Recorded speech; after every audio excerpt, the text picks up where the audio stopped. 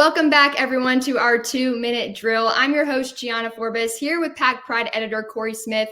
Cory, we've seen a lot of guys coming out of the transfer portal and into the Wolf Pack this year. Who is the most important player that you've seen come out of the transfer portal on the offensive side of the ball? Well, I mean, if we're talking most important, the obvious one here is Grayson McCall. It doesn't get more important than the quarterback position for NC State. You add a guy that has passed for over 10,000 yards in his career, over 80 touchdowns in his career.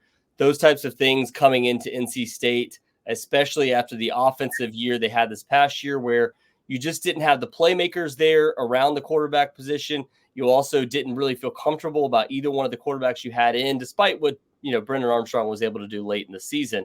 But getting a guy like Grayson McCall, somebody that, the staff feels, and I think most NC State fans feel, will be a huge addition for NC State this upcoming year, somebody that can really stabilize the offense and somebody that's more than capable of getting the ball to each and every playmaker they've added through the portal too. And with NC State having double-digit transfers come in, we know there's some defensive guys as well that have transferred into NC State. Who is the most important on the defensive side? Yeah, there's not a ton on the defensive side of the football so far. But, when you look at who the most important guys are, I'd probably say Devon Marshall for NC State, guy that comes in from Villanova. Cory Jr., I think the two of them will probably compete for that second cornerback spot alongside Brandon Cisse too.